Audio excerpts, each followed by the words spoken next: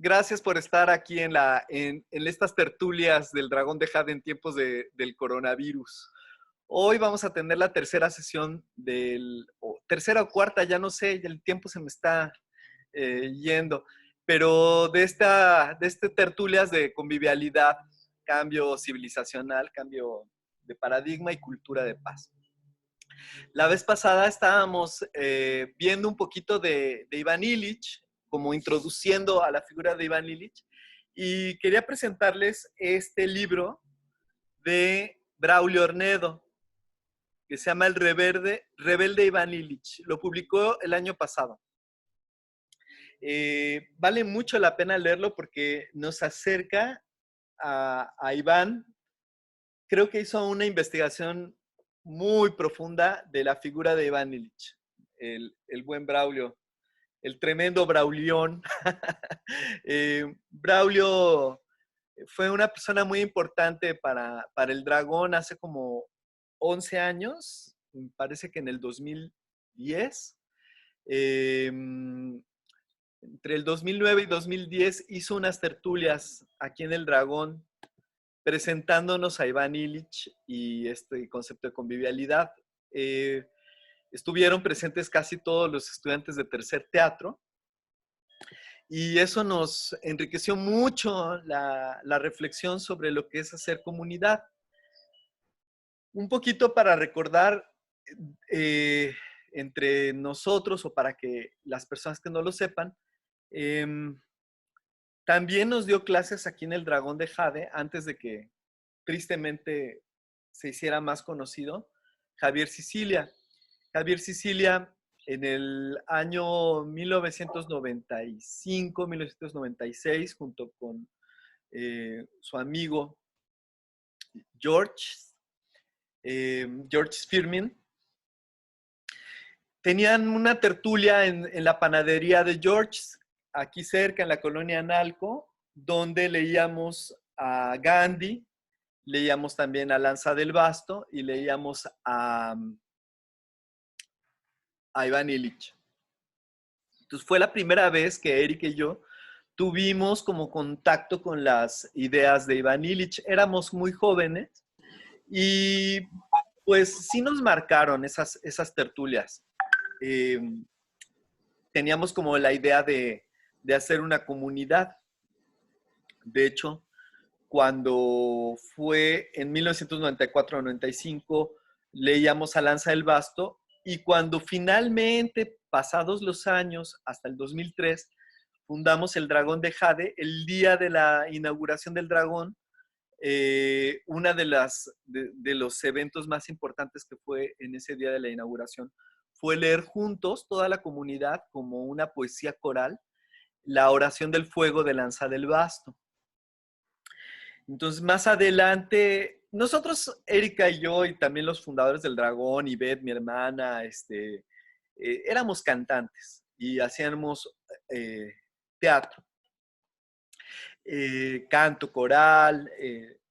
Entonces, la cuestión es que no estábamos tan interesados en hacer filosofía o en pensarnos como intelectuales. Más bien nosotros éramos actores con las ganas de hacer comunidad. Estas ideas nos marcaron. Cuando en el 2005, más o menos, Javier Sicilia dio por primera vez un seminario aquí en el Dragón de Jade, fue sobre todo de poesía. Sin embargo, en el pensamiento de Javier Sicilia siempre estuvo presente la figura de Ivan Illich, al grado de que en esos años, cuando nos estaba dando el seminario, estaba preparando las obras completas de Ivan Illich, que Javier pues él las recopiló, él hizo uno de los prólogos, el otro prólogo fue de Jean Robert y de Valentina Borremans. Entonces, poco a poco, digamos, las ideas de la convivialidad las fuimos permeando, poco a poco entendiendo, porque es difícil entender a Ivan Illich. Él es un crítico a toda la civilización. Entonces, cuando uno lea la obra de Ivan Illich, te sacude en tus cimientos, te molesta, hay cosas que molestan porque te hace cuestionar si la vida que estás llevando realmente quieres ser esclavo, digamos, de esta mega máquina, ¿no? En los términos de Lewis Mumford, de la mega máquina, de ser un engranaje de esta máquina de consumo que es la sociedad capitalista, ¿no? También, bueno, se menciona el comunismo como también capitalismo de Estado, ¿no? Desde otro punto de vista. Bueno, entonces aquí les presento la obra completa de Iván Illich, está en el Fondo de Cultura Económica. Creo que se están consiguiendo los libros muy baratos en estos momentos porque una de las políticas del Fondo de Cultura Económica que vino con el nuevo gobierno es que los libros sean accesibles al público. Entonces han bajado los precios del Fondo de Cultura Económica. Entonces les recomiendo mucho comprar las obras completas de Iván Illich. Braulio dice que hay muchas erratas en la versión que hizo, en la recopilación que hizo Javier Sicilia. Pero independientemente de las erratas, lo mejor es leer a Iván. Y bueno, Braulio también tiene este libro. No, yo creo que si uno se pone en contacto con Braulio, puede decirnos dónde lo podemos conseguir. Seguramente Braulio en algún momento va a estar en una de estas tertulias y va a ser maravilloso contar con su presencia, que nos hable de Iván y todo. La otra cosa que les quiero compartir es este libro que se llama Diálogos sobre la sociedad por venir. Este es del libro que vamos a hablar hoy, porque es como la preparación para entender el manifiesto convivialista. Aquí están Alain Cayet, Marc Humbert, Serge Latouche, Patrick Viveret y otros. Este libro recopila unas conferencias que se dieron en Tokio en el año 2011. Vamos a hablar en la sesión sobre esto. Luego también les recomiendo mucho este libro, porque este tiene que ver con el tema que vimos la vez pasada del colapso. Este es un libro también de nuestro amigo Luis Tamayo, se llama La locura ecocida. Él tiene un concepto que se llama ecosofía, ¿no? La idea de conjugar tanto la filosofía como la ecología. Y este libro es muy recomendable. Nos puede hacer entender mejor por qué estamos enfermos como civilización. Luego, hace unos años apareció este maravilloso libro porque es una recopilación perfecta, maravillosa. Se llama Otra modernidad es posible, de Humberto Beck. Humberto Beck es un joven filósofo, bueno, joven porque ha de tener 40 años, una lumbrera, es del Colegio de México. Y Humberto hizo este libro sobre el pensamiento de Iván Illich. Está súper bien sintetizado el pensamiento de Iván Illich, porque, como les decía, la obra de Iván es difícil de leerla toda junta, en las obras completas. A veces a mí me llevó meses interiorizar tantos datos, tanta información. Pero este libro de Otra modernidad es posible realmente sintetiza la obra de Iván. Porque mucho del pensamiento de los libros primeros, los llamados panfletos, que él mismo decía que eran panfletos, sus libros entre 1970 y 1975, tienen muchos datos que hoy nos parecerían anacrónicos. Y eso hace un poquito molesta la obra, ¿no? Por ejemplo, voy a poner un ejemplo que a mí me acuerdo cuando leí La convivialidad de Iván Illich, me molestaba un poco. La idea un poco romántica de que China o Camboya, en aquellos entonces, como no fluía tanto la información de China hacia Occidente, creía Iván un poquito de que tal vez China podría tener la solución, ¿no? a hacer una sociedad convivial. Por supuesto que lo que vimos en China es casi lo contrario, ¿no? O sea, es una ultramodernidad, ultra vigilancia, o sea, bueno, ultra control, que vemos en cómo se transformó China. Pero no estoy seguro que tenga nada que ver esa transformación con la convivialidad. Y bueno, estas entrevistas de David Cayley también son muy buenas porque nos hace entender a Iván, Iván viejo. David Cayley hizo unas maravillosas entrevistas por radio y se las recomiendo mucho. Bueno, con esto un poquito bibliografía necesaria para entender lo de Iván. Pero vamos entonces a los convivialistas contemporáneos porque es importante ponernos al día de por qué el convivialismo. Entonces, les comentaba en este libro de la convivencialidad, se usa la palabra convivencialidad, aunque, como les decía la vez pasada, yo prefiero usar la palabra convivialidad. Fueron conferencias realizadas en Tokio el 11 de julio de 2010, en las que se suscitó un diálogo entre Alain Callé, Marc Humbert, Serge Latouche y Patrick Viveret. Desde entonces, el concepto de convivialismo ha empezado a resonar en círculos intelectuales, afines a todo lo que tiene que ver con el altermundismo y los movimientos ecologistas de izquierda. En estas conferencias de Tokio se partió de la idea de desmontar el paradigma utilitarista de la sociedad de consumo que pondera el crecimiento económico y el lucro para, en lugar de ello, poner en el centro del debate la calidad de vida de los individuos que conforman las sociedades contemporáneas. La alternativa que proponen los convivialistas es la de una sociedad donde lo que prevalezca sea el arte de vivir bien juntos, el arte de vivir bien juntos. Y donde se procurara una vida sencilla. En palabras de Illich, o sea, por eso se tomaron el nombre de convivialistas, porque se inspiran en gran medida en Illich y también en otro filósofo que se llama André Gorz, padre de la ecología política. Las palabras de Illich es asumir una vida frugal, el retorno a una vida sencilla, una vida a medida de personas humanas, a medida de sociedades personales y personalizadas. Es sorprendente que en estos tiempos de pandemia lo estemos viviendo de manera súbita. Por eso es tan pertinente hablar de convivialismo en estos momentos.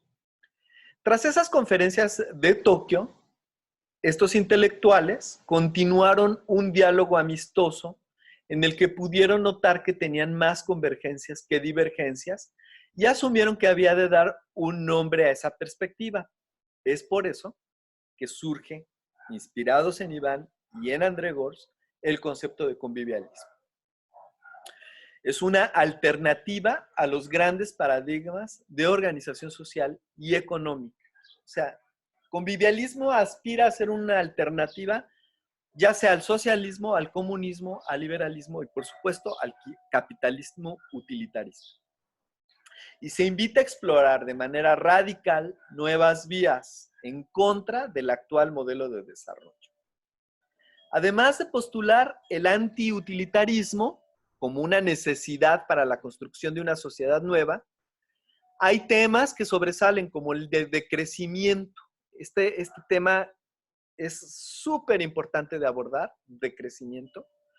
También la sencillez voluntaria, indicadores de riqueza alternativa y también el concepto de buen vivir. ¿Hasta aquí vamos bien? Me gustaría mucho saber si vamos bien. Sí, vamos bien. ¿Me escuchan perfecto? Perfecto, muy bien. Muy bien, bueno, sigamos.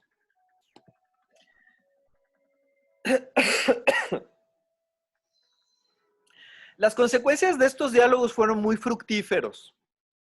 Tanto es así que en mayo de 2013, un grupo conformado por más de 60 intelectuales, que en su mayoría son franceses, pero hay representación de muchos intelectuales de muchas partes del mundo, entre los que destacan Edgar Morin, Roger Sue, Serge Latouche, Leonardo Boff, Susan George, Patrick Viveret y Patrick Humbert, pero son muchos, muchísimos, firman el llamado Manifiesto Convivialista, una declaración de interdependencia.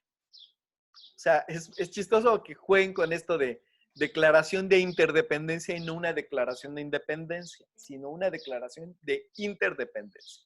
Este escrito es un llamado urgente a la acción ante el inminente. Por favor, si pueden apagar sus micrófonos, se los agradeceré. Hogares, familias traten. A ver, voy a apagarlo yo. No estar reunidos. Sale.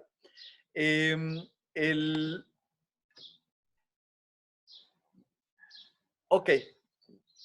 Este escrito es un llamado urgente a la acción ante el inminente colapso ecológico por la compulsión de una sociedad de consumo que no conoce límites.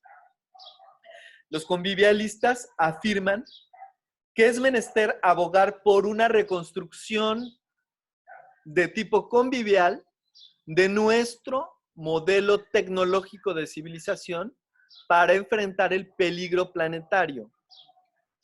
A la vez que hay que oponerse de manera radical a un sistema económico que cada vez provoca una creciente brecha entre ricos y pobres.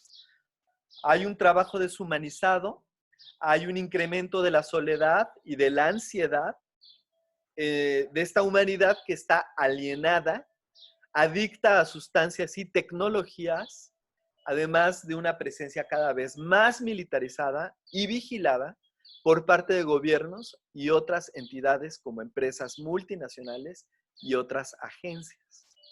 Eso es, esto en el 2013 ya se veía venir, lo estamos comprobando, ¿no? En estos, cada vez ha sido de manera creciente este modelo. El manifiesto convivialista, que ha sido firmado por más de 4,400 personas desde que se publicó, su enfoque filosófico y relacional marca un punto de partida a partir de 4 consideraciones generales para la declaración de interdependencia. Pero yo creo que sería mejor leerlo juntos y así, pues, no es un texto muy largo y hay un resumen muy bueno que se los quiero compartir. Entonces voy a compartir la pantalla para que podamos dar lectura. Déjenme ver. Aquí está. ¿Lo ven? Perfecto. Espero que sí. Estamos en Google, en el navegador de Google. Dante. ¿No dice manifiesto convivialista? ¿No lo ven? No aparece el navegador de Google. A ver. No, no lo vemos. Déjenme ver si dejar de compartir.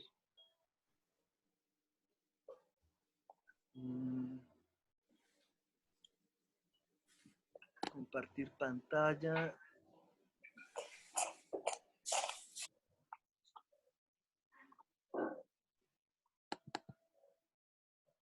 ¿Sigue el navegador de Google?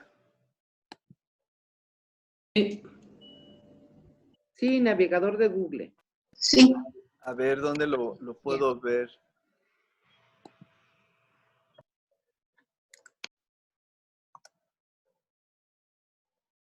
¿Lo ven ahora?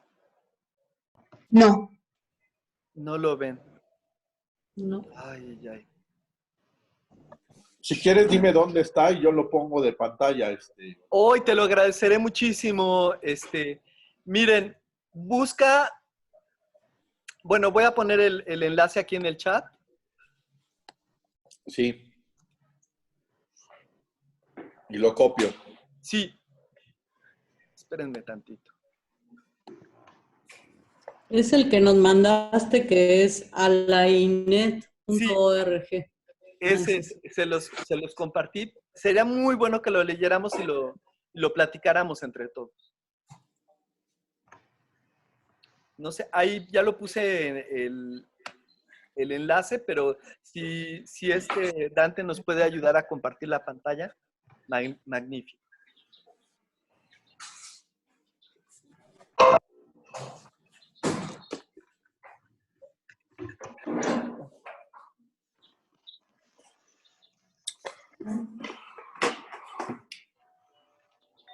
Gracias.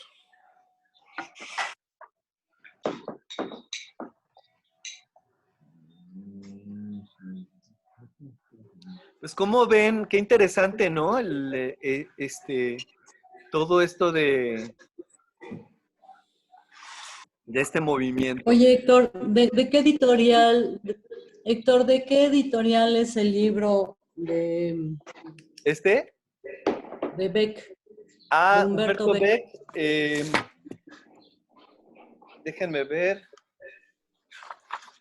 Malpaso, de México, Malpaso. Ah, Yo lo ok. conseguí en Gandhi, me lo mandaron aquí a la casa. Barcelona. Y es de 2016. Gracias, perfecto, gracias. Sí. El de Braulio, déjenme ver de cuál es. Este es de La Casa del Mago y es de 2019. Es interesante, también les recomiendo una tesis de Johnny Gelmo que habla mucho del SIDOC. Y ese salió creo que hace 3 años.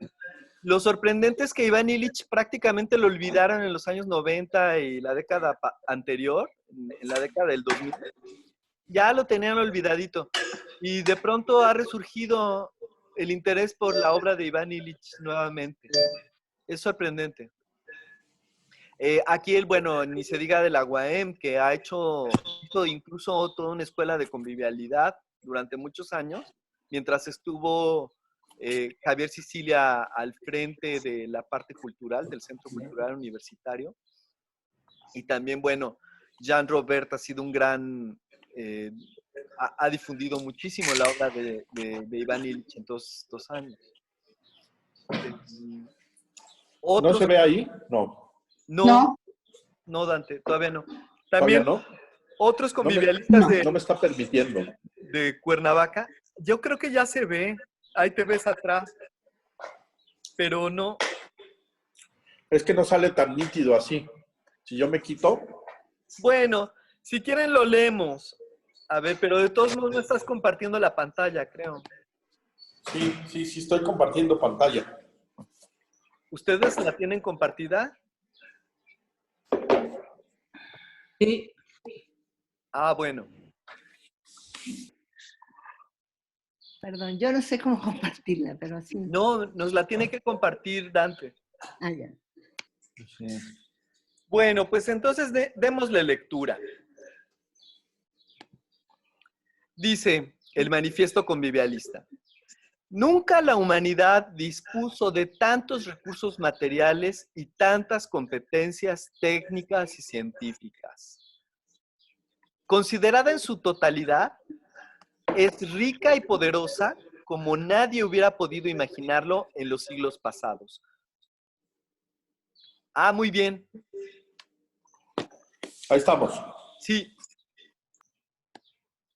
Nada demuestra que sea más feliz así esta sociedad, pero nadie desea volver atrás porque cada uno siente que más posibilidades nuevas de realización personal y colectiva se abren cada día. Esto es importante de mencionar, ¿no? Yo creo que nadie quiere volver atrás, nadie quiere volver a la Edad Media o a un mundo sin tecnología. O sea, valoramos los avances que ha habido. Sin embargo, nadie puede creer ya que esta acumulación de potencia pueda continuar eternamente tal cual en una lógica de progreso técnico que no cambia, sin volverse contra sí misma y sin amenazar la supervivencia física y moral de la humanidad. Las primeras amenazas que nos asaltan son materiales, técnicas, ecológicas y económicas.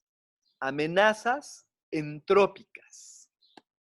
Pero somos mucho más impotentes cuando se trata de imaginar respuestas al segundo tipo de amenazas, las amenazas morales y políticas, las que podríamos calificar de antrópicas. Entonces ya surgen hasta ahí, ¿qué les gustaría platicar de este primer de este primer planteamiento. No sé si... Quizás que explicáramos más de esta de los tipos de amenaza, como queda claro qué significan esos conceptos. Sí, bueno, está, por ejemplo, amenazas técnicas. Por ejemplo, podríamos decir que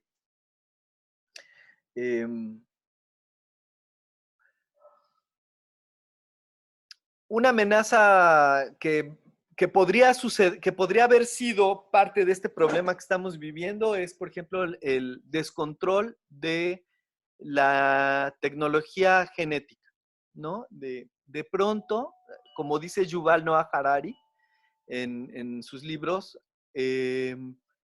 cabe la posibilidad, y ayer lo mencionábamos también en bioética, cabe la mención, de mencionar que estamos ante un umbral en el que podemos dejar de tener no solamente las amenazas que siempre hemos tenido, como las enfermedades, por ejemplo, sino que se abre un umbral de que haya ingeniería en nuestras células, en nuestra descendencia, en crear un nuevo tipo de humanidad, superhombres que no se enfermen, o supermujeres, que tengan mejorías biológicas, físicas, y que se genere una nueva humanidad que se distancie de los que no tengan esa ingeniería. No sé si si están de acuerdo conmigo. Apenas hace 2 o 3 años ya se dio el primer caso de una ingeniería genética en un bebé chino. No sabemos si ese tipo de experimentos se están llevando a cabo con otros seres humanos, por ejemplo. Hablando de bioética de ayer, que estamos hablando de bioética. También existen problemas materiales, ¿no? Ecológicos, bueno, ni se diga. Hay amenazas muy serias, ¿no? El cambio climático. Amenazas económicas como estos colapsos financieros. Ya lo estamos viendo. Como este manifiesto se hizo después de la crisis del 2008-2009. Existe, por ejemplo, ayer o antier salió la noticia de las Naciones Unidas de no sé cuántos cientos de millones de personas pueden ser arrojadas a la pobreza en estos momentos, en esta época, por la crisis de esta pandemia. Sobre todo en los países considerados en vías de desarrollo, ¿no? Están también, son amenazas materiales a la subsistencia de las personas, son amenazas de tipo económico, son amenazas técnicas, son amenazas ecológicas. Estamos viviendo en una época donde las amenazas vienen por todos los flancos. También hay amenazas serias a nivel político. Luego habla de las amenazas morales y políticas, que son, según, este es el primer manifiesto, vamos a ver después si podemos traducir el segundo manifiesto, que apenas salió hace 2 meses. Pero vamos a analizar los problemas para entender mejor esto. Entonces, el problema primero, vamos al texto del manifiesto. Se da constancia de que la humanidad supo realizar progresos técnicos y científicos fulminantes, pero sigue siendo tan impotente para resolver el problema esencial. ¿Cómo manejar la rivalidad y la violencia entre los seres humanos? ¿Cómo incitarlos a cooperar, permitiéndoles oponerse sin matarse? ¿Cómo obstaculizar la acumulación de potencia, ahora ilimitada y potencialmente autodestructiva, sobre los hombres y la naturaleza? Si la humanidad no sabe contestar rápidamente esta pregunta, desaparecerá, a pesar de que todas las condiciones materiales están reunidas para que prospere, con la condición de que tomemos definitivamente conciencia de su finitud.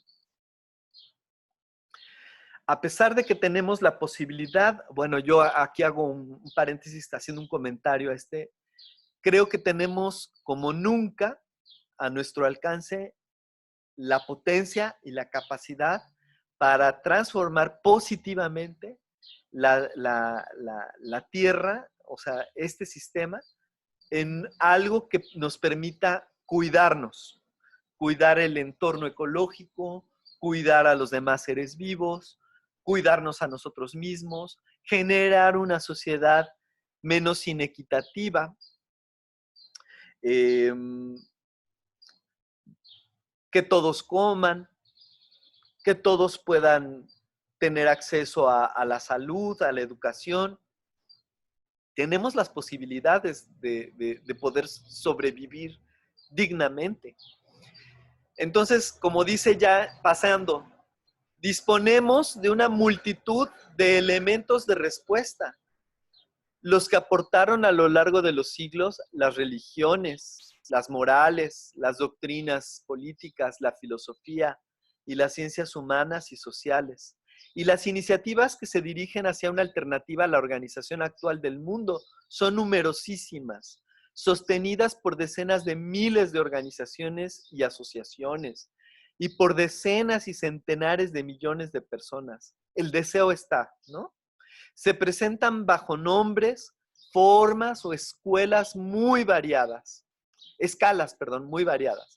La defensa de los derechos humanos, de los ciudadanos, de los trabajadores, de los desempleados, de las mujeres o de los niños, la economía social y solidaria con todos sus componentes, las cooperativas de producción o de consumo, el mutualismo, el comercio equitativo, las monedas paralelas o complementarias, los sistemas de intercambios locales,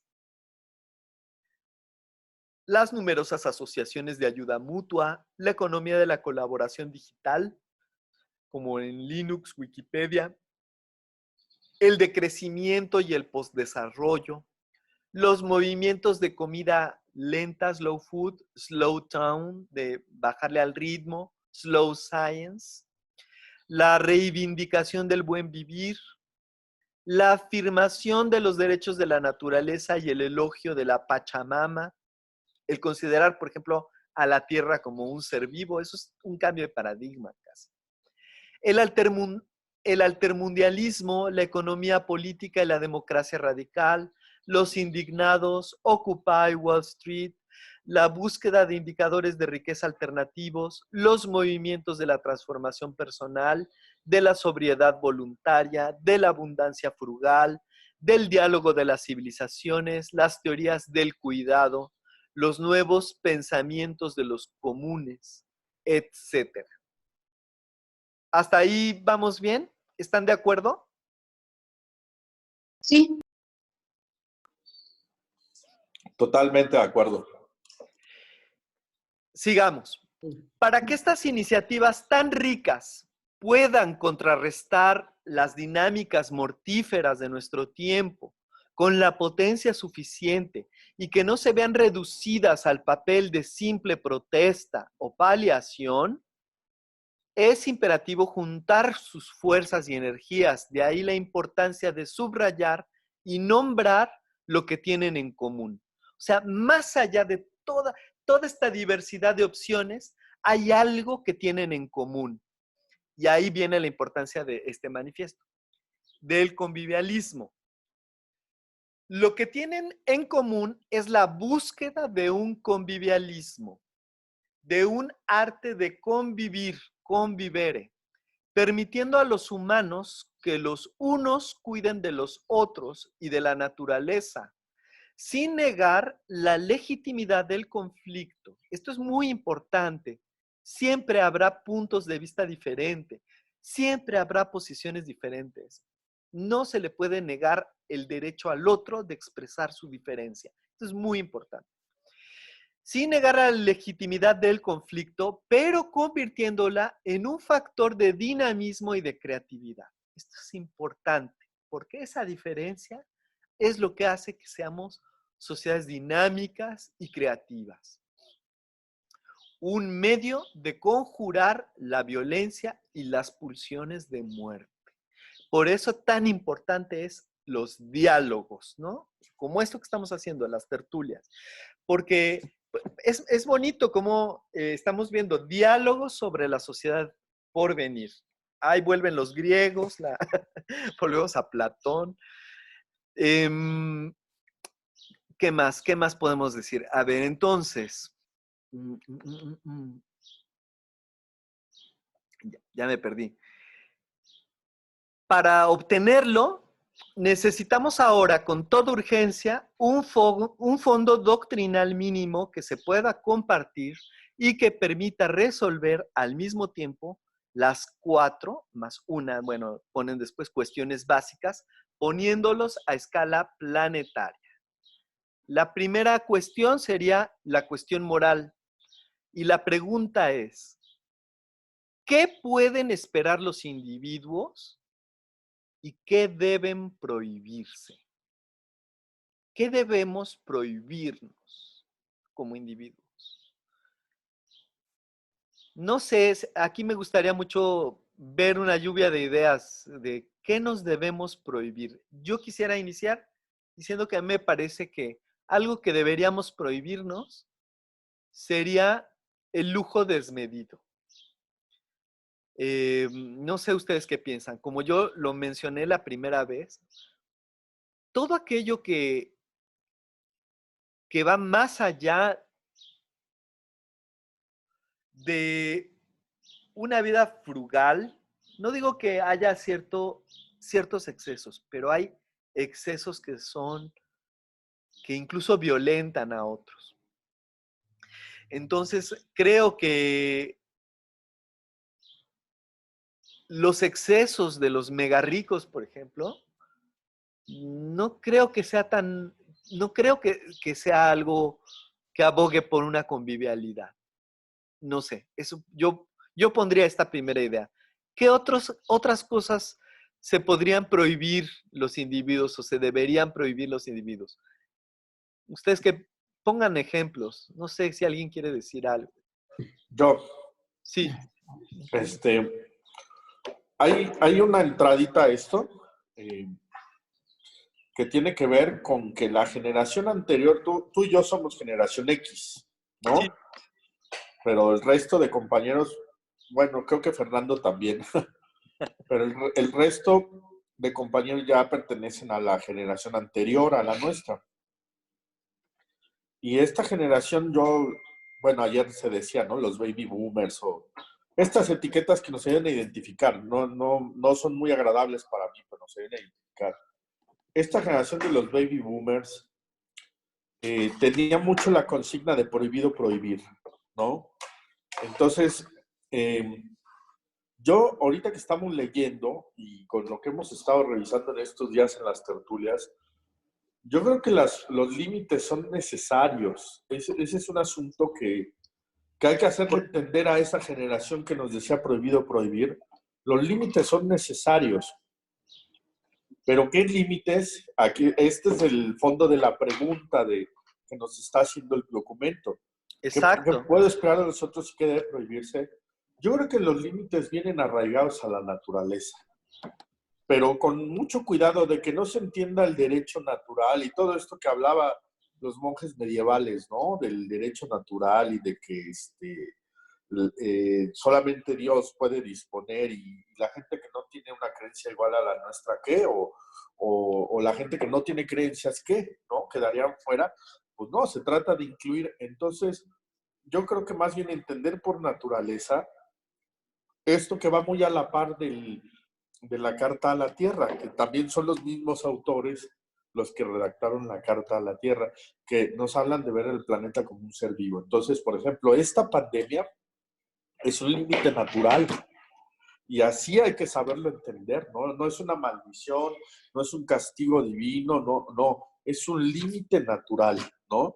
El ser humano está topando con su propia naturaleza a un límite donde no puede encontrar la cura rápido, donde no puede dar la respuesta que todos quisiéramos. Y pues bueno, estamos todos encerrados en casa esperando a que venga la cura y se acabe la epidemia, pero ese es nuestro límite, ¿no? Y es por un lado es bien difícil cuando cuando el ser humano es muy soberbio, asumir que hay un límite, ¿no? Es muy difícil. Pero ya que nos cae el 20 a todos, de que pues existen los límites, qué padre, qué bueno que somos seres humanos, qué bueno que son sabrosos los límites, hay que saberlos disfrutar, hay que saber entender esa parte de nuestra naturaleza. Entonces yo creo que junto a esto que dices de prohibir el lujo desmedido, yo creo que lo primero que debemos de prohibir, que es como con natural a eso, es dañar al otro. Tenemos que prohibir dañar al otro de cualquier manera. Listo, el que sigue. Oye, yo quería decir algo. ¿Sí me escucha? Soy Gaby. Sí. Jesús. Bueno, fíjate a propósito de lo que estamos diciendo y por qué me han llegado unos mensajes muy destructivos. El límite en lo que decimos, en lo que propagamos, tiene que ver con los límites también. Y lo que, por ejemplo, ¿no? Si propagamos noticias que van a destruir, eso no es permitido, pues, ¿no? A pesar de la libertad y todo eso, ¿o sí?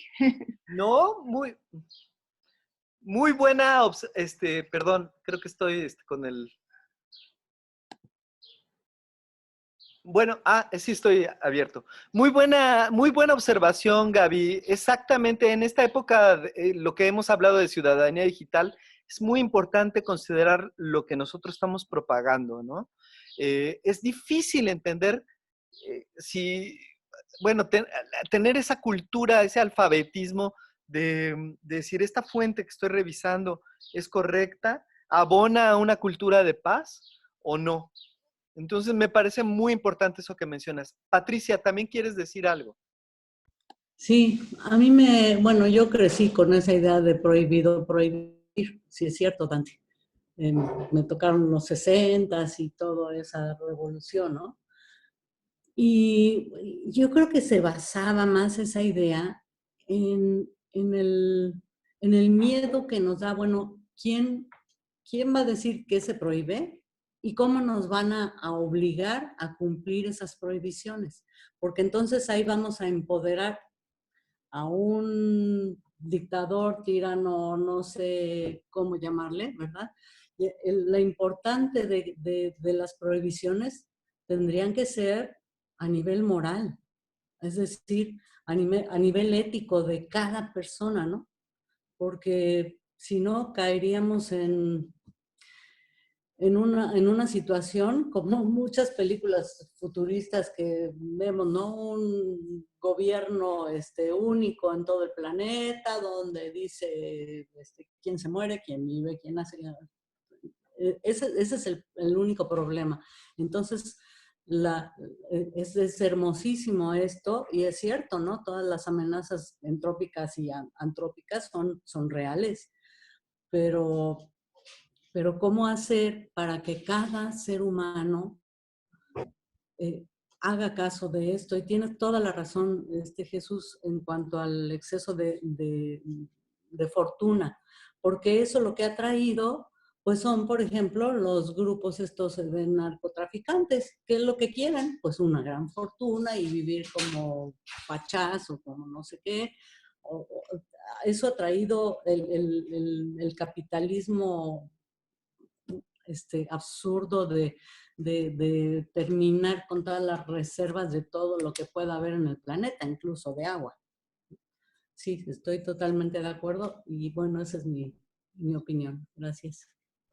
Exactamente, muy bien, Pati, gracias. Importantísima. Decir algo también. Sí. Creo que aunque es una tentación hablar sobre lo que no debemos hacer, yo pienso que hay que plantear primero en positivo lo que sí debemos hacer, o llevarlo en paralelo, no sé, de alguna manera, porque el discurso negativo tiende a ser no propositivo. tiende a ser, no es que no, tiene que darse eso, pero ahorita salieron muchas cosas. Por ejemplo, dijo Patricia que hay narcotraficantes que quieren dinero y pues, ¿cómo lo obtienen? Pues a la fuerza, ¿verdad? Todo esto. Y es ahí donde se plantea esta cuestión. No debería haber dinero. O al menos no debería haber dinero en ciertos niveles de la sociedad. Yo quisiera que a mí me apreciaran por lo que hago y por lo que soy, no por lo que tengo en dinero. Y quiero que mi gobierno me reconozca por lo que yo hago y sigo haciendo y quiero hacer y pienso y digo. Y soy congruente con lo que hago. Quiero que la gente me conozca y me valore por eso, no por el dinero. Entonces, yo creo que en ese deber ser hay que hablar muy claramente, porque esos muchachos que se están enrolando, yo aquí tengo vecinos que los vi chiquitos y ahorita ya andan de delincuentes. Su aspiración es tener dinero, es cierto, y dinero rápido y fácil, para los gozos de la vida, no sé, tener muchas mujeres o no sé qué querrán. La cuestión está en que no están viendo lo que ellos pueden aportar para los demás, no lo valoran. Yo pienso que deberíamos ver que cada ser humano en su raíz quiere ser amado y quiere amar a los demás. Y todo lo demás son sucedáneos. El que ser admirado por tener dinero, el que ser admirado por tener títulos universitarios, el que querer ser admirado por lo que sea, es un sustituto, un sucedáneo del querer ser amado. Y hay que partir de esta base, porque hay unos valores muy importantes que se nos olvidan en toda la maraña de discurso y de erudición que a veces se da, que no nos deja ver la sencillez de lo que quiere un ser humano. Hablemos de un niño, que es la edad más tierna, pero más esencial e importante.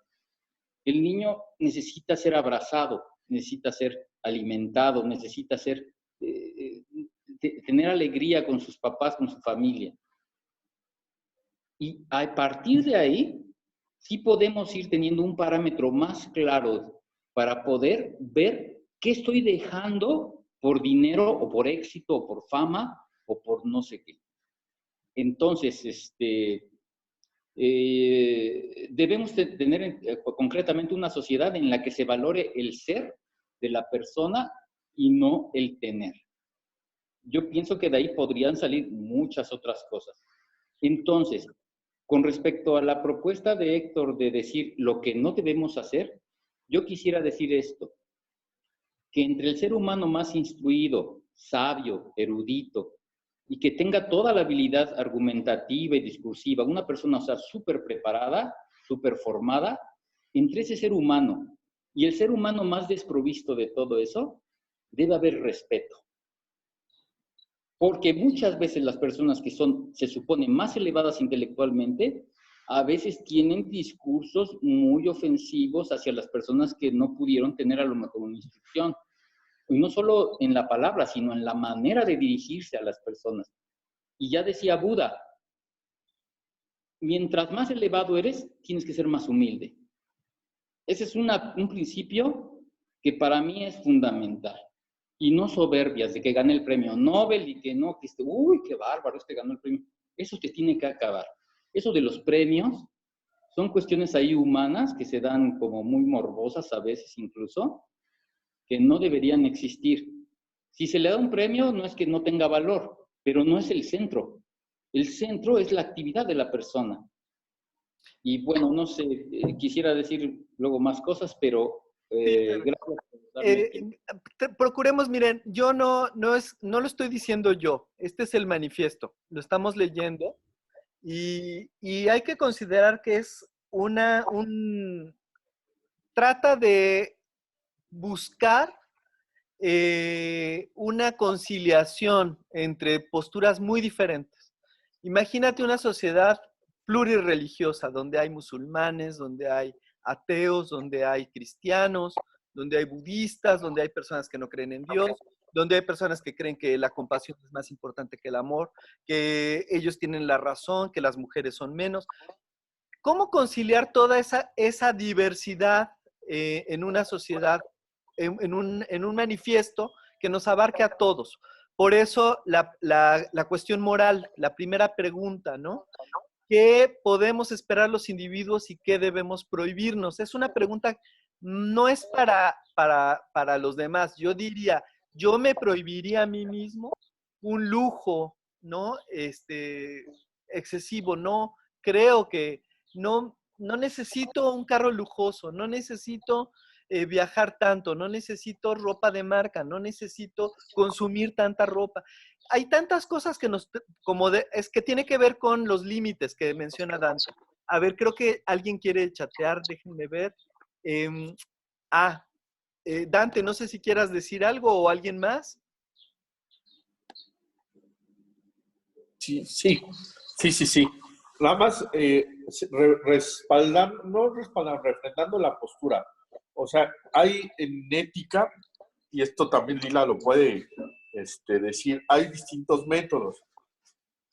Una moral positiva, una moral negativa, y estas se han dado en la historia, ¿no? Por ejemplo, si vemos los hebreos tienen unas ordenanzas, son 700 y cacho de mandamientos, la mayoría son no hagas esto, no hagas lo otro.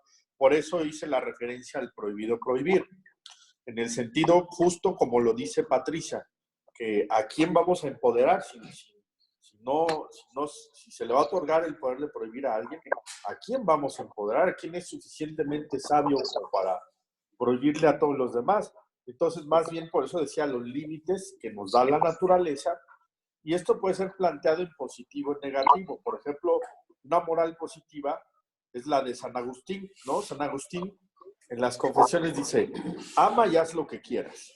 Entonces está el imperativo moral afirmativo, ama, y de ahí puedes hacer todo lo que gustes. Pero también cuántas injusticias no se han montado sobre ese paradigma de ama y haz lo que quieras. Hasta un narcotraficante, como dice Fernando, puede decir, o algún otro delincuente puede decir, en nombre del amor, pues voy a hacer todo este desgarriate, y pues no. Al final nosotros podemos plantearlo de manera positiva o negativa. Nuestra manera de pensar y de argumentar nos permite plantear las cosas en positivo o en negativo. Yo pienso que el manifiesto más bien está empezando por decir cuáles son los límites, ¿no? O sea, más que prohibir, está utilizando la palabra, más que prohibir, es cuáles serían nuestros límites para de ahí construir juntos en lo que no nos va a destruir.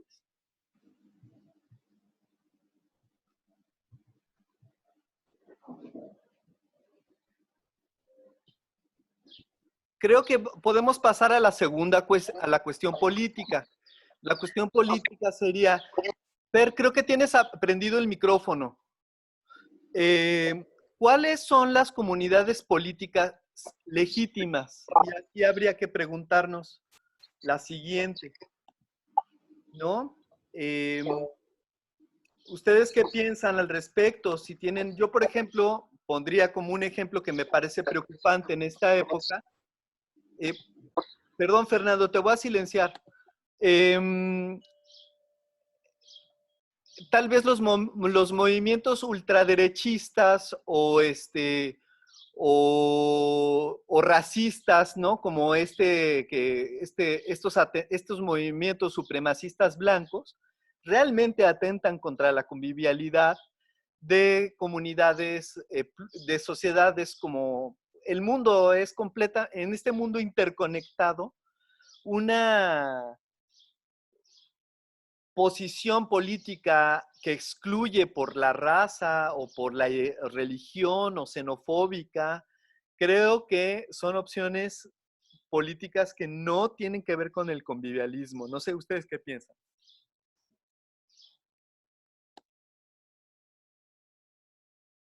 Bueno, yo creo que una comunidad política legítima es la que tiene al ser humano como centro de su acción, ¿no? A lo mejor soy muy humanista yo, ¿no? Radicalmente humanista. Pero eso, que tiene al ser humano como centro de su acción, por lo tanto prioriza al ser humano por encima de todos los demás asuntos, sin despreciar, sin descuidar el resto. Por ejemplo, inmediatamente los humanos están los otros seres vivos, ¿no? Plantas, animales, lo que veíamos ahí en bioética. Y con esto el planeta entero es un ser vivo, ¿no? Bueno, yo desde hace tiempo me asumí a la carta de la Tierra y entonces yo asumo que el planeta es un ser vivo. Y cuidar de no irnos a los extremos. Cualquier comunidad política que sea extremista, ¿sí? Me parece que corre el riesgo de equivocarse y de exterminar personas, ideologías, ideas, etcétera, ¿no? Por ejemplo, o sea, no nada más la ultraderecha, la ultraizquierda también, ¿no? Esto creo que uno lo aprecia, por ejemplo, voy a hablar de algo que lo digo con mucha, lo quiero decir con mucha modestia, ¿no? Alguna ocasión tuve la oportunidad de ir a Cuba. Bueno, ya van 2 veces. Y me he dado cuenta que esa sociedad ha aprendido de los extremos, ¿no? Porque vivió el extremo de ser un congal del capitalismo y se pasó al otro extremo, ser una vida imperialista totalmente en contra de la naturaleza tropical de la isla, ¿no? Entonces, los cubanos han aprendido muy bien esa lección. Ellos están muy preparados y están muy despiertos para no irse a los extremos, ¿no? Entonces, yo creo que una cuestión política está legitimada por poner al ser humano como centro de su actividad, priorizar a los otros seres vivos y no irse a los extremos.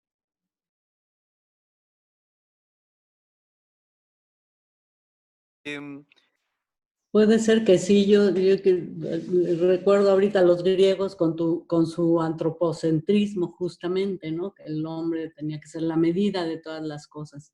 Pero yo creo que más que al ser humano ahora tenemos que pensar en la vida, por supuesto al ser humano, porque pues todos somos iguales, no importa la religión ni la raza ni nada, y en el otro yo veo la imagen de la máxima energía del universo y del amor, pero también a todos los seres vivos, las plantas, los animales, creo. Muy bien, yo estoy completamente de acuerdo con Patti y precisamente es biocéntrico el enfoque. Y también vamos a mencionar el hecho de que se conecta con la siguiente cuestión, la cuestión ecológica. ¿Qué podemos tomar de la naturaleza y qué debemos devolverla? Un tema importantísimo. ¿Por qué? Porque en aras a veces del progreso, de la civilización, de la economía, se han tomado a veces decisiones que no solamente han lastimado a las comunidades, ¿no? Voy a poner el ejemplo de la minera, esta Esperanza Silver que quieren poner ahí cerca de Coatetelco. Me parece que Tetlama la comunidad aquí. No solo por un beneficio económico a corto plazo, ¿no? Que puede ser la industria minera, la extracción del oro, que mucho tiene que ver con el lucro, con ese afán del lucro, puedes poner en peligro todo un ecosistema, todo un sistema hidrológico de los valles de Morelos, la ecología del espacio circundante, y no solamente las consecuencias pueden tener en toda la cuenca del río Balsas, solamente por una minera, ¿no? Bueno, sin contar el clima que afectaría muchísimo a Cuernavaca y a muchos, a la calidad del aire, a la calidad pues de vida de los habitantes que vivimos cerca de Tetlama, ¿no? Tetlama está muy cerca de Xochicalco. Es un ejemplo de qué podemos tomar de la naturaleza y qué debemos devolverla. La otra es también en positivo, volviendo al punto, ¿no? ¿Qué le debemos devolver al mar, ya que extraemos tantos recursos del mar, de las pesquerías, de los bosques? ¿Qué debemos devolver para tener un equilibrio entre nuestra actividad económica, nuestra necesidad de los recursos que nos da la naturaleza. Ciertamente necesitamos comer, pero por otro lado, habrá que preguntarnos, ¿está bien infligir tanto daño, tanto mal a los animales como la industria lechera? Vamos a poner un ejemplo. El sufrimiento enorme que tienen las vacas y los toros por nuestro afán desmedido por carne y lácteos. Son preguntas que hay que hacernos. ¿Tienen algún comentario respecto a esta cuestión?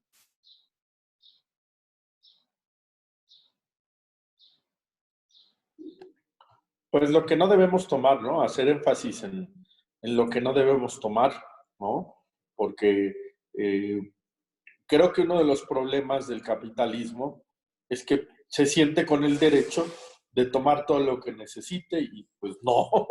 O sea, por ejemplo, los árboles, los bosques, ¿no? Nosotros aquí arriba, ¿cuántas veces padecemos que en las noches hay un olor a humo terrible y los talamontes y todas estas cosas?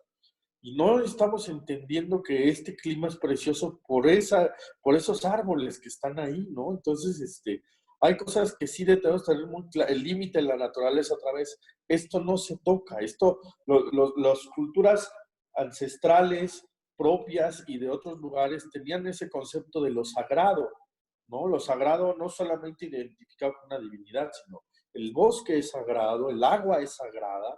A veces impedimos que el agua retorne a donde debe de estar. El agua tiene un ciclo que la naturaleza tiene provisto, ¿no? Pero asfaltamos las calles y entonces impedimos que el agua regrese a donde tiene que regresar, ¿no? O tomamos el agua para hacer cerveza, ¿no? Y entonces queremos emborrachar el planeta, ¿no? En lugar de decir, bueno, pues hay gente que no, hay sobriedad, ¿no? Entonces, pues, hasta ahí lo dejo. Si puedo decir algo, yo creo que este punto tiene que ver muchísimo también qué es lo que no se debe tomar. No se debe tomar algo que daña a las comunidades que son parte de ese ecosistema, ¿no? Y eso es algo que es tan actual, ¿no? Como sobre todo las comunidades indígenas, que son las que han cuidado en gran parte, también viven, ¿no? De la naturaleza a su alrededor, se las saca del lugar, se vuelven pueblos nómades prácticamente. O sea, no hay ese respeto, ¿no? A esa unidad, naturaleza, comunidad humana.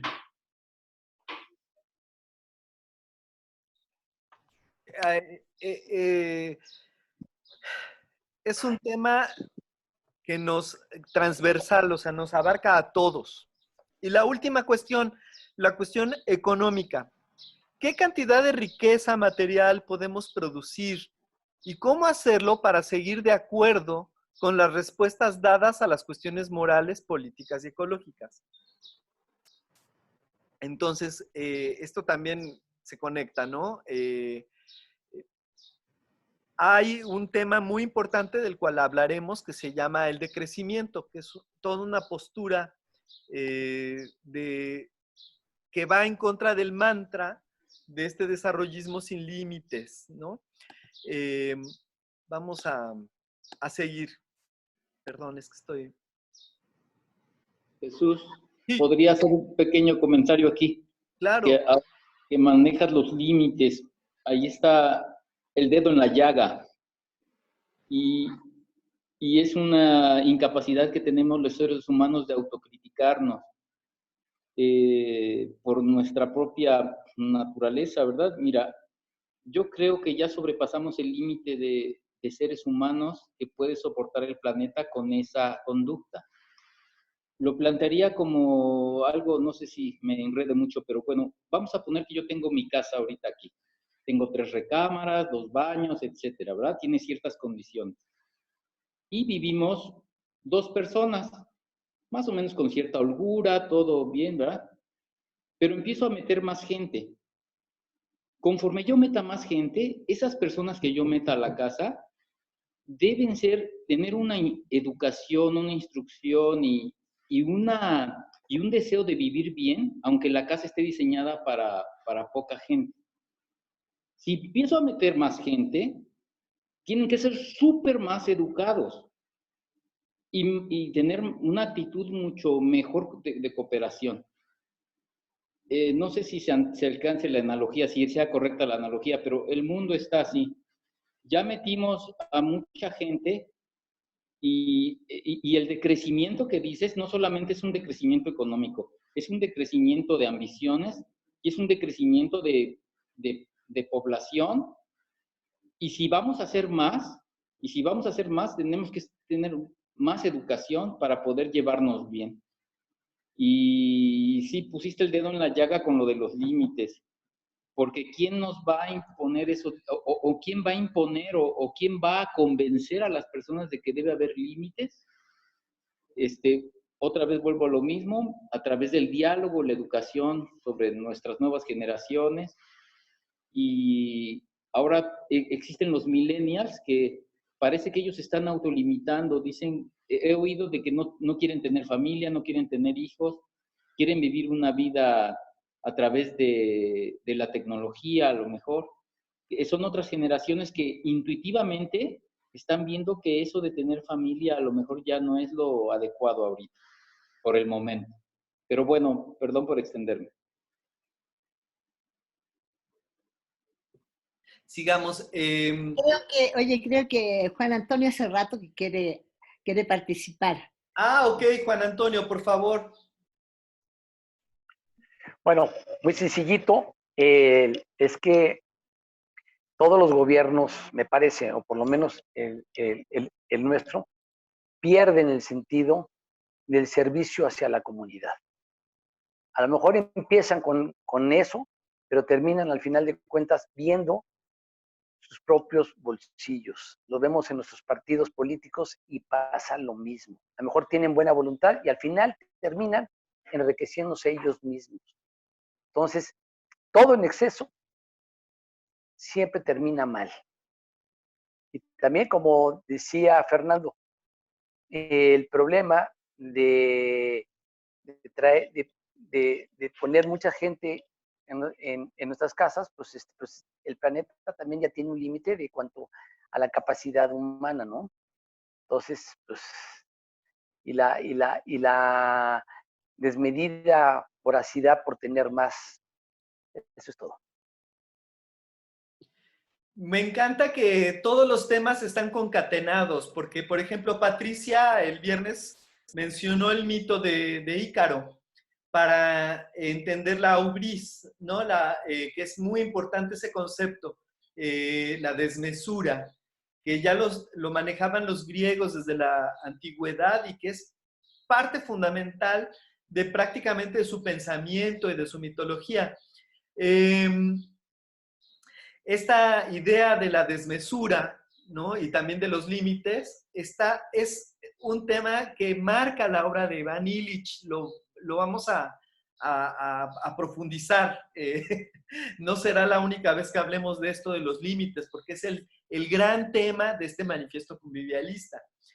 Por eso se inspiraron en Iván Illich, porque Iván fue quizá el que más claramente vio en los años 70 que era necesario poner un límite al crecimiento. Entonces, bueno, ¿qué les parece si seguimos?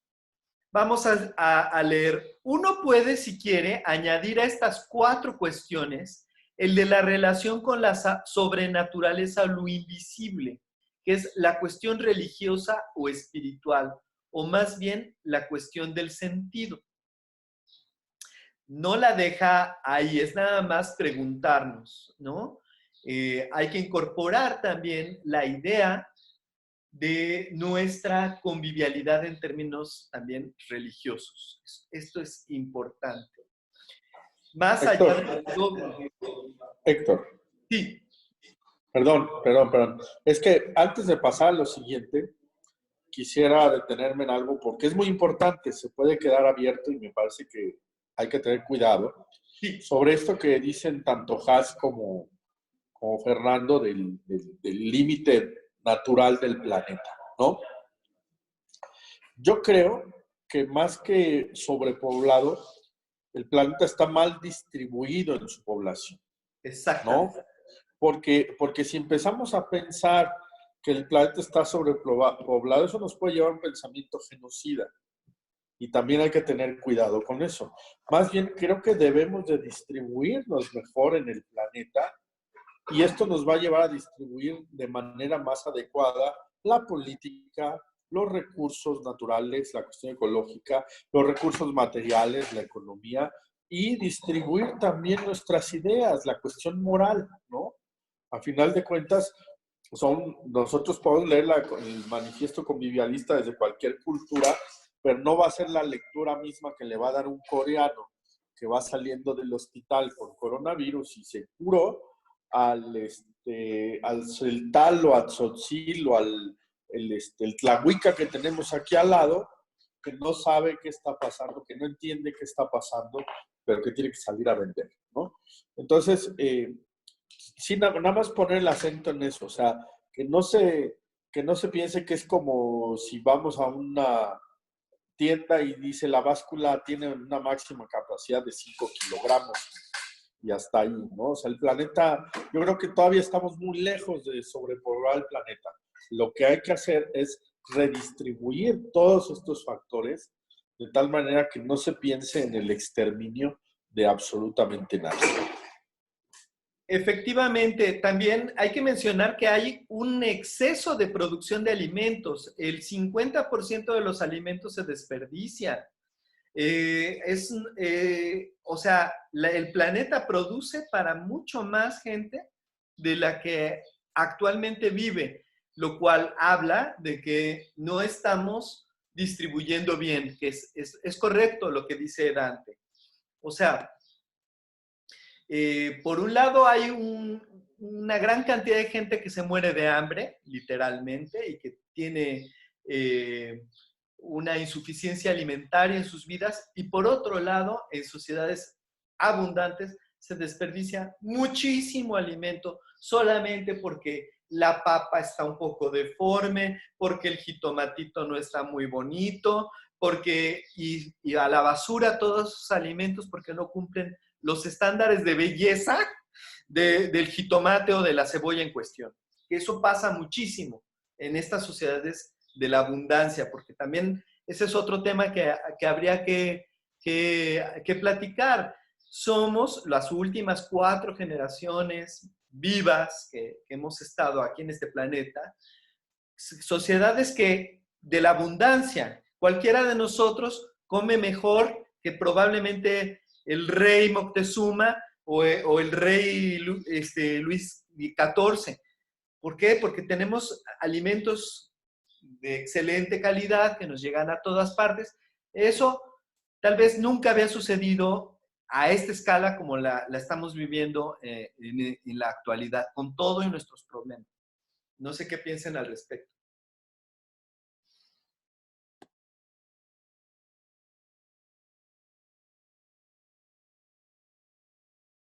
Sí.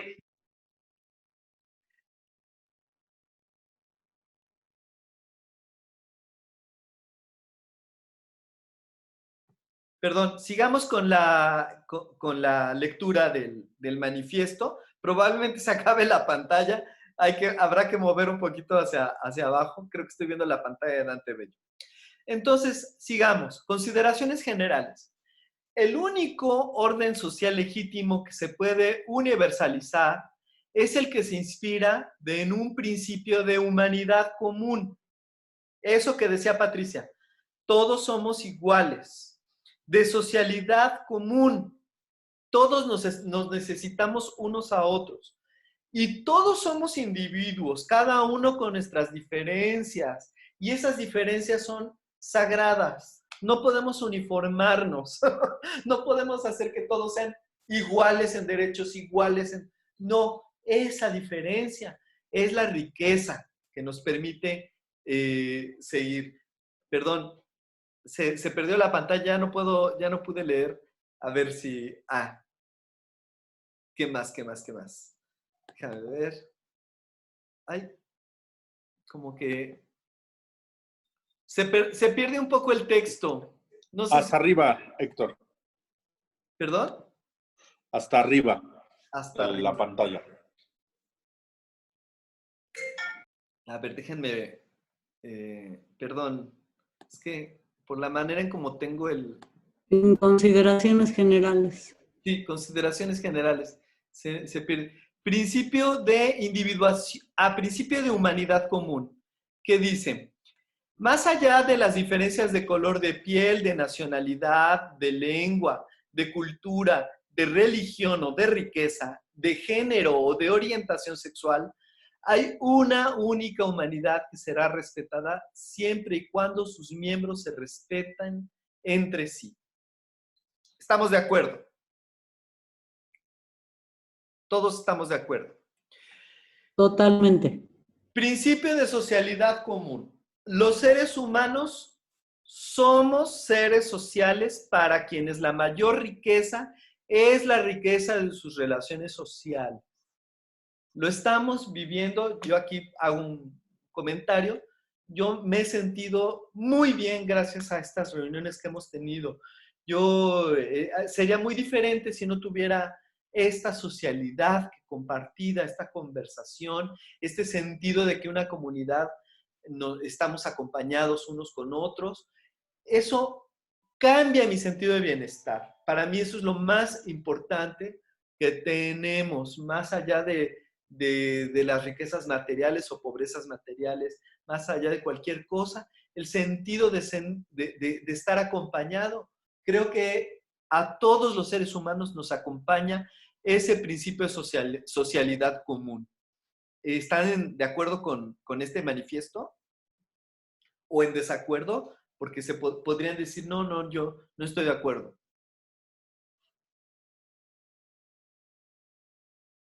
Si alguien quiere decir algo... De acuerdo. De acuerdo, perfecto. De acuerdo también. Tercer principio. Principio de individuación. Respetando los dos principios anteriores, los dos primeros, el de humanidad común y de socialidad común, está el principio de individuación. La política legítima es la que permite a cada uno asentar lo mejor posible su individualidad singular en marcha, desarrollando su potencia de ser y actuar y sin perjudicar a la de los demás. Híjole, creo que eso es lo que habíamos hablado, Fernando. Creo que ahí está claro que mientras haya un respeto, ¿no? Está clarísimo, siempre respetando los dos principios primeros, humanidad común y socialidad común, la individualidad de cada uno. Aunque hayamos tenido el mismo origen, dos hermanos creciendo con los mismos padres, con la misma formación, somos dos personas completamente diferentes. Lo vemos aquí, cada persona que ha llegado al Dragón de Jade, Eric y yo, tenemos dos experiencias completamente diferentes, a pesar de que estemos tan unidos en cuanto a lo que ha sido para nosotros la formación compartida en este lugar con los mismos maestros. ¿Por qué? Porque somos individuos diferentes y cada quien desarrolla potencias diferentes de su ser. Siempre y cuando no perjudiquemos a los demás, el principio de individuación es necesario respetar. ¿Están de acuerdo? De acuerdo. ¿Alguien de acuerdo. De acuerdo. En mi caso, no sé si necesito hacer algunos exámenes de conciencia profundos con todas estas cuestiones que están hablando.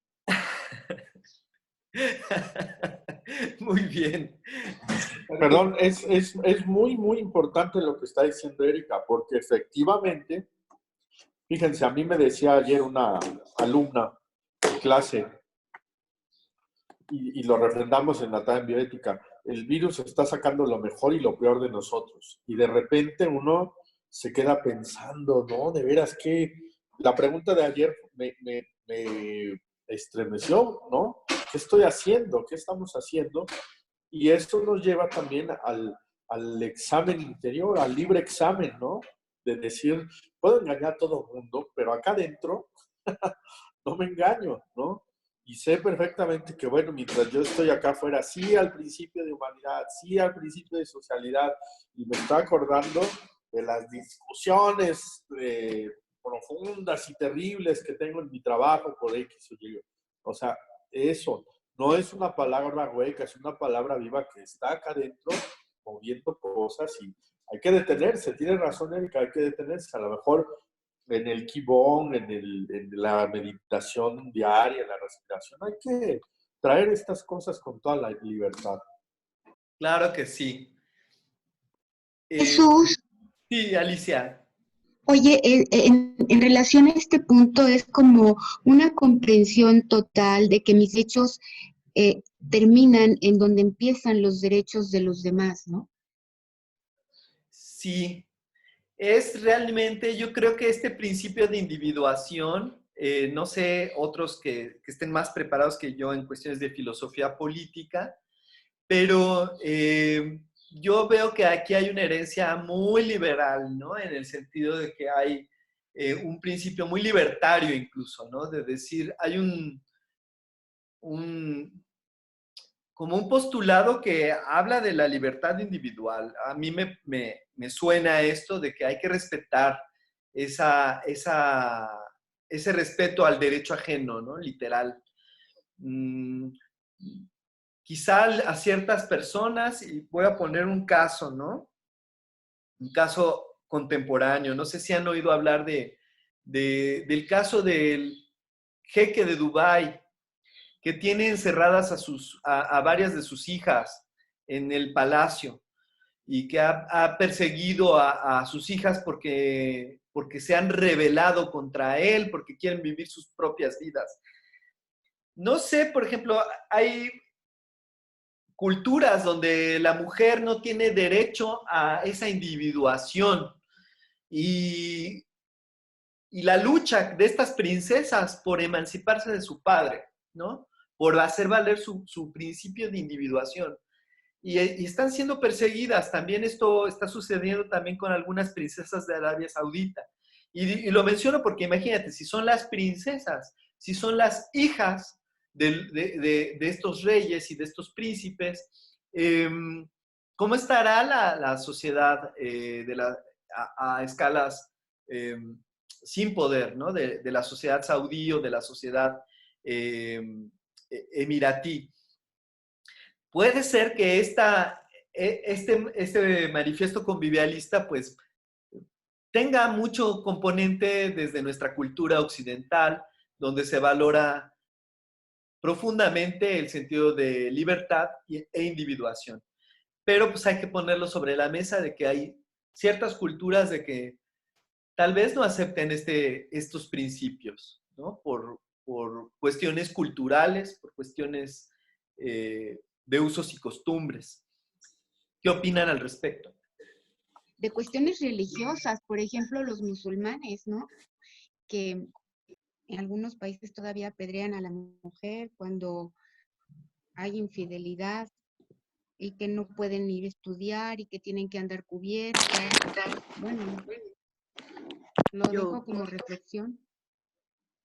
Sí. Yo también quisiera participar. Ah, perdón, Erika. No, por favor, tú, está bien. Por favor. Tú primero, yo insisto. Bueno, se me fue un poquito el hilo de lo que quería decir, ya lo retomo. Esto que se está diciendo a mí me parece maravilloso a los niveles de detalle que alcanzamos a escuchar y comprender. Pero yo no me voy muy lejos a otros países o a otros lugares, sino a mis vecinos. ¿Y de qué forma puedo yo actuar más que cuidando el agua?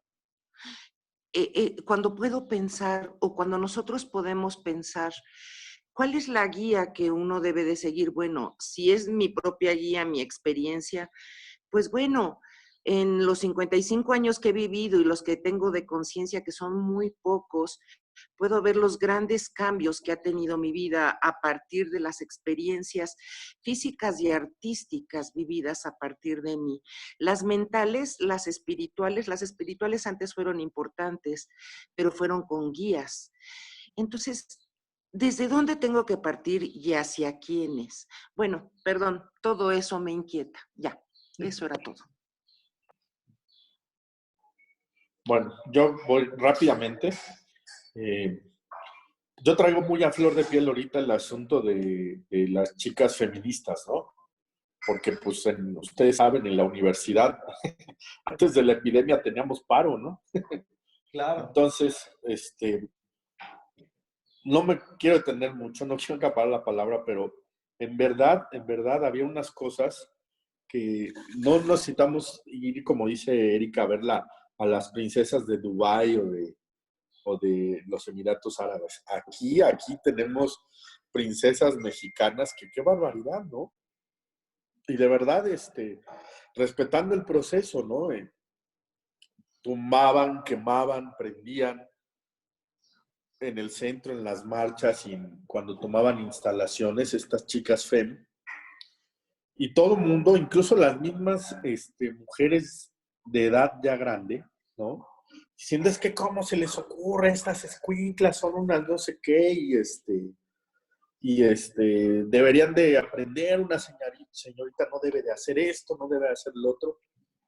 Y yo de repente oía esas cosas y se les decía a mis colegas, oigan, momento, hay que detenerse, ¿no? Hay que detenerse a escuchar la protesta, porque detrás de todo eso hay una molestia, una protesta muy clara, ¿no? De que hay niñas que han vivido perseguidas, encerradas, vejadas todo el tiempo, y ya están hartas y están estallando de esa manera. Entonces, creo que hay que pensar que del tamaño de la reacción es el agravio que les estamos infligiendo. Y todavía la sociedad se quiere asumir como, bueno, sí, estamos superando el machismo, pero todavía se les quiere imponer una identidad, cuando al varón no se le impone esa identidad en la sociedad, ¿no? De acuerdo. Entonces, eso yo creo que hay que detenernos aquí. Esa lucha va a continuar cuando acabe la pandemia, va a ser lo primero que va a seguir, ¿no? Y qué bueno. Sí, claro, pero verlo, considerarlo con ojos de a ver por qué están tan enojadas estas señoritas, y sentarse a escucharlas y sentarse y compartir su dolor, que si las violaron, que si les pegaron, que si les gritaron por tantos años, pues con razón están tan enojadas, ¿no? Hay que dejarlas ser, en su protesta también, ¿no? No quiere decir que ellas dicen, tienen un lema, ¿no? Que dicen que arda todo, ¿no? Pues es el hartazgo que traen, ¿no? No es que quieran prenderle fuego a todos los edificios, es que quieren que todas esas costumbres se acaben y que finalmente ellas puedan ser libres. Estoy de acuerdo. Patricia, ¿quieres decir algo? Sí, estoy de acuerdo también con Dante. Creo que tendríamos que intentar ponernos en sus zapatos, pero a mí me gustaría también reflexionar acerca del clasismo y el racismo que existe en nuestro país. Esa también es una manera de faltarle al respeto al otro, al individuo que se acerca a pedirme una limosna cuando voy en mi auto, y verlo con desprecio, a la persona que está vendiendo en la calle algo, o aquella persona que viene a ayudarme a vivir mejor, a limpiar mi casa o a lo que sea.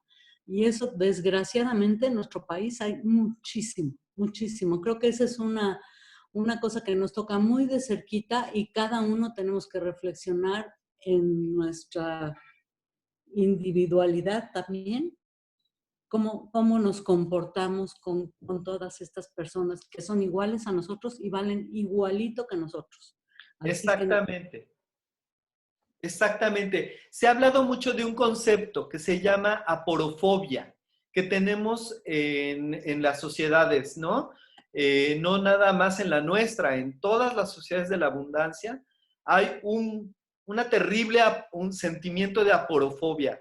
Decían, realmente por ejemplo, ahorita con todo el racismo de Trump hacia los migrantes mexicanos y centroamericanos, ¿es realmente xenofobia racial tanto como el hecho de que sean pobres, vamos a ponerlo así? Porque se acepta muy fácilmente a los inmigrantes ricos y millonarios, ¿no? No importa de qué país vengan, siempre y cuando sean ricos. Entonces, hay una fobia a los pobres y hay un proceso de deshumanización hacia las personas que están en una situación de pobreza, de marginalidad. Hay muchas formas de discriminación en nuestra sociedad. No nada más la racial, no nada más la religiosa, no nada más la étnica, no nada más la de género. También está esta cuestión de la pobreza material.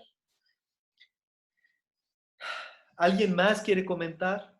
Jesús, yo, Bueno, volviendo al movimiento de las mujeres, mira, en la universidad pues tienen la fortuna de tener cierta educación y poder alzar la voz, pero me parece que hay muchas comunidades en donde todavía a la mujer, en algunas ocasiones, porque me he enterado, las venden, los papás las venden, siendo prácticamente niñas, y la mujer no tiene derecho a nada. O sea, no se puede expresar, no puede educar, está sujeta totalmente primero al padre y después al marido, y eso a mí me parece terriblemente injusto porque no se ve, no se voltea a ver sus derechos, no, porque además son pueblos que se rigen por usos y costumbres. Entonces, hay comunidades en que la policía ni siquiera puede entrar, ¿no? Y esto me parece muy injusto por parte de la sociedad.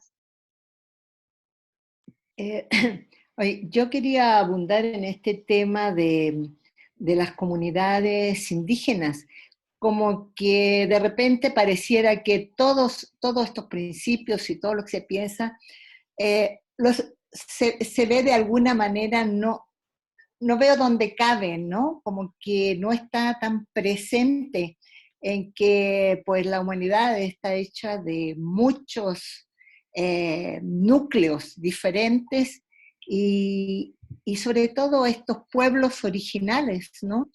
Como que siendo los fundadores de la raza en diferentes partes, como que su presencia, sus características, su pensamiento no se ve.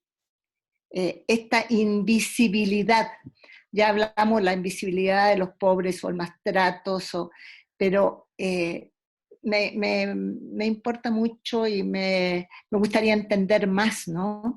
La relación y el vínculo y la presencia de estos pueblos. Muy buen punto, Gabriela. De hecho, yo creo que el hecho de que haya un segundo manifiesto es precisamente porque deben estar incorporadas. Ya en el segundo no lo he leído, no he tenido todavía la oportunidad de leerlo.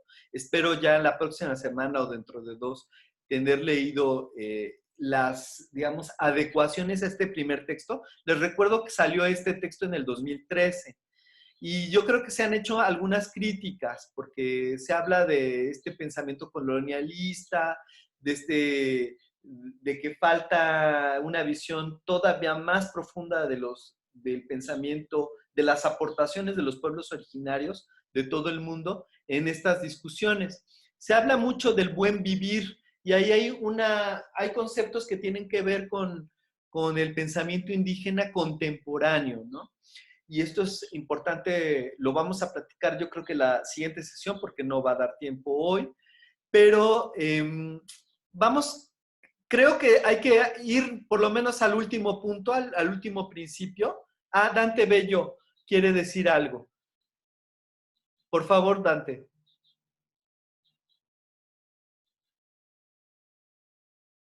Nada más lo que puse en el chat. Imaginémonos el caso de una mujer que es indígena, que es pobre, no tiene auto y es enfermera en la Ciudad de México ahorita. ¿no? Yo creo que se les trata más vulnerable ahorita. Exactamente. Ahora, nada más para terminar, yo creo que todavía falta leer una parte de este manifiesto y miren, faltan 15 minutos para cumplir, creo, el tiempo. Entonces, vamos a hablar del último principio, el principio de oposición controlada y creadora. Este me parece un principio muy importante, porque cada uno tiene vocación de manifestar su individualidad singular. Es natural que los humanos puedan oponerse, pero es legítimo que lo hagan siempre que eso no pone en peligro el marco de socialidad común que convierte esta rivalidad en rivalidad fecunda y no destructiva.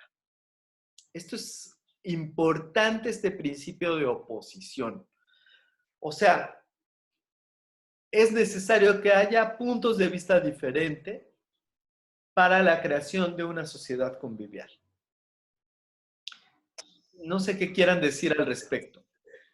Yo creo que nada más la palabra controlada sí me hace un poco de ruido.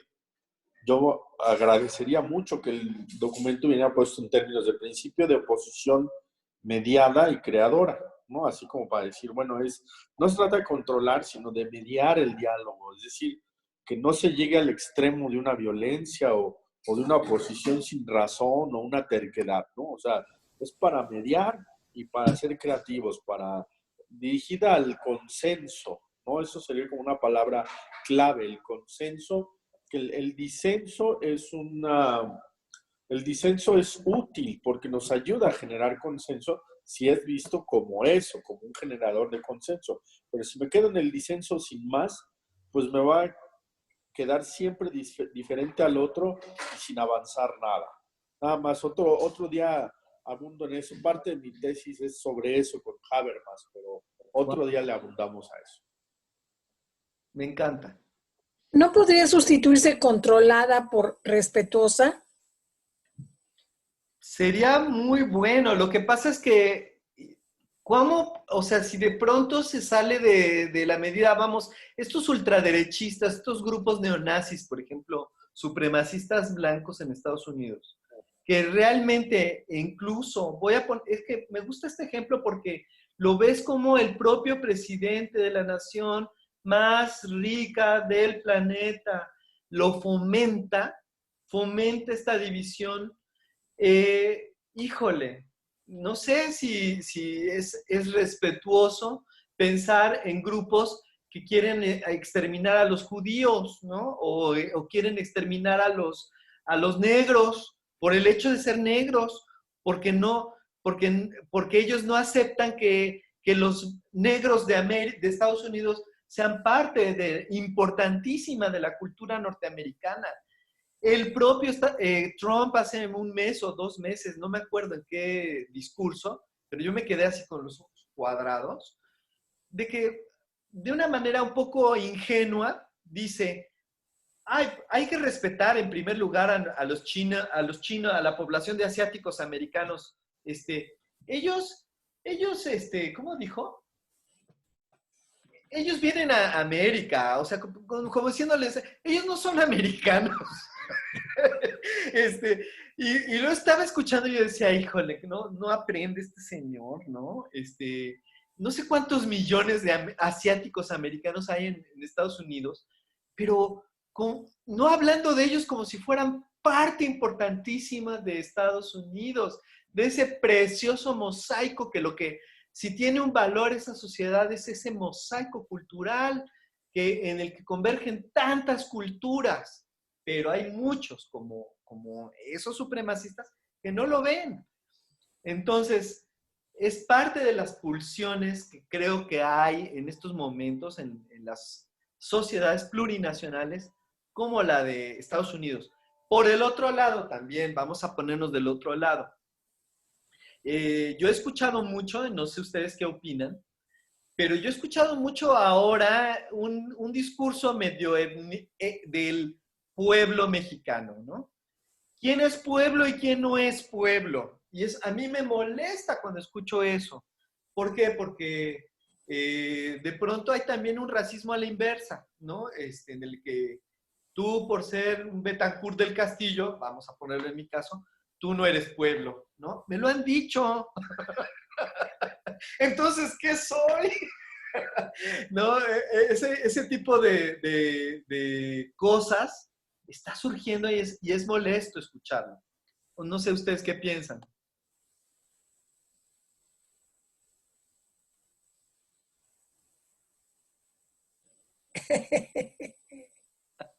Me dicen que soy fifí, caray, si supieran mi situación económica.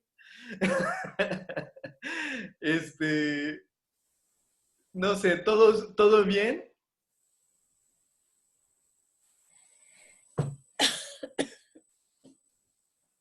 Bueno, pues faltan unos minutos, yo creo que sería bueno cerrar. Después vamos a las consideraciones morales, políticas, ecológicas, económicas y lo que sigue, qué hacer.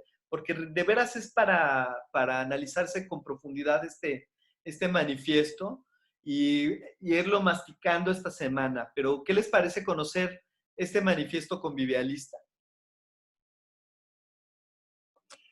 Bueno, yo creo, con el debido respeto del moderador que eres tú, Jesús, yo creo que está bien ir despacio. De verdad es un documento tan rico, tan lleno de cosas que creo que vale la pena darle una y otra y otra y otra vuelta, porque hay mucha sabiduría ahí puesta, ¿no? Entonces, no, yo no, la verdad, tú eres el que administra, pero yo no tengo prisa. Creo que vamos bien. Así, aunque vayamos despacio, incluso yo hubiera estado a favor de que vamos un poquito más despacio para poder discutir más otras cosas de esto que viene, pero es un documento que es muy rico. Y quiero complementar, de verdad para mí ha sido maravilloso encontrarme con ustedes en este espacio, porque también otra de las cosas es que estoy recordando hace 2 años que yo estaba en el doctorado, tenía el seminario con Braulio, ¿no? Nos coordinaba, el que llevaba el seminario era el doctor Ambrosio Velasco, que es una autoridad, la máxima autoridad en filosofía política de este país. Y fíjense, nos tenía de alumnos a Braulio y a mí, imagínense qué lata, pobre doctor Velasco, ¿no?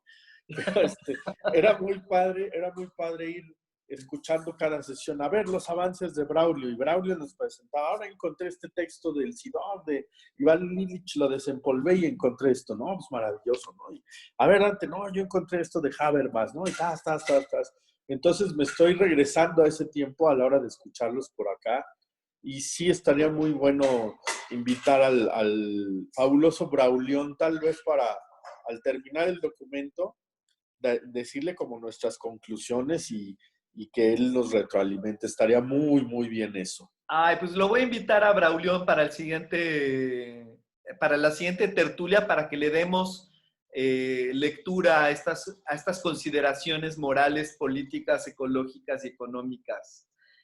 Ojalá que pueda acompañarnos. Es riquísimo. Además, qué sorpresa que Dante, que mi vecino de enfrente, caray. Increíble. Igual Gabriela, o sea, es sorprendente que aquí estemos platicando tan agradablemente sobre estos temas. ¿Qué opinas, Lila? Has estado muy calladita.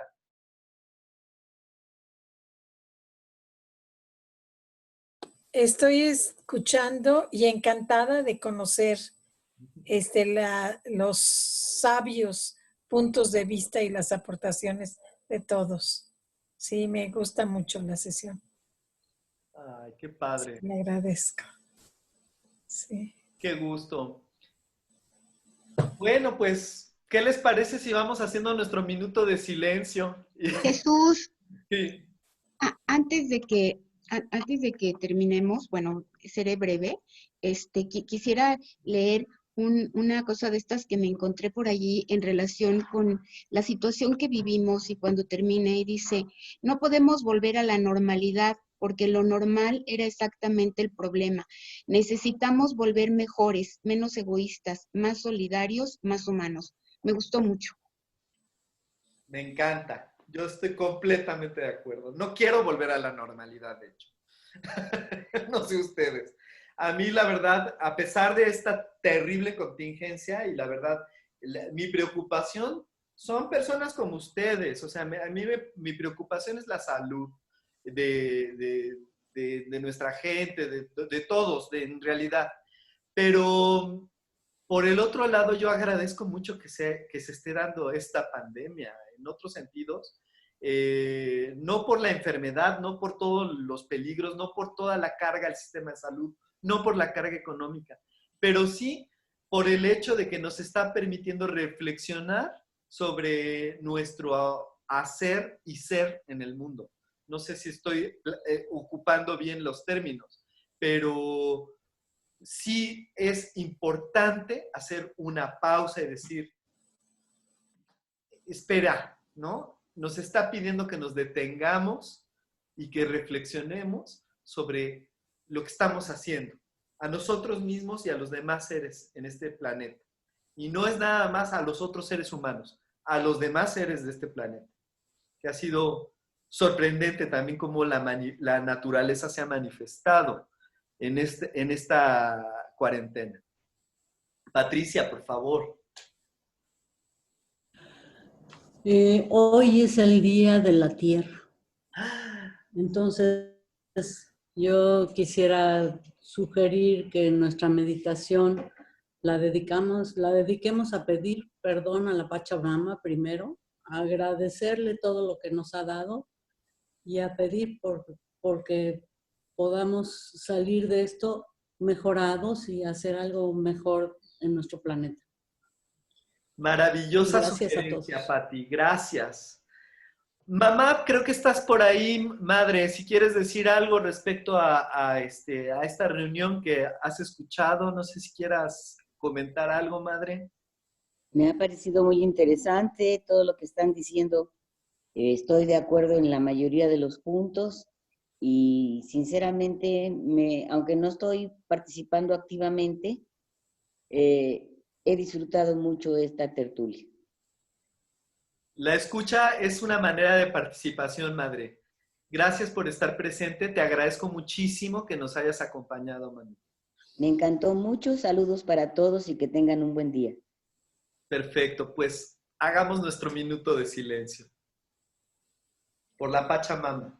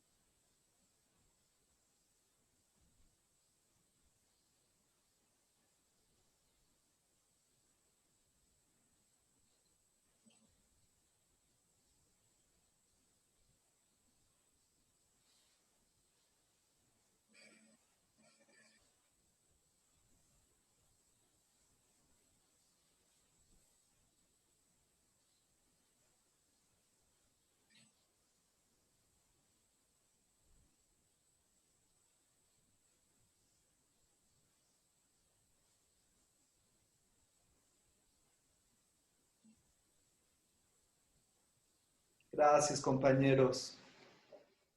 Que tengan precioso día. Gracias. Que estén muy bien. Ay.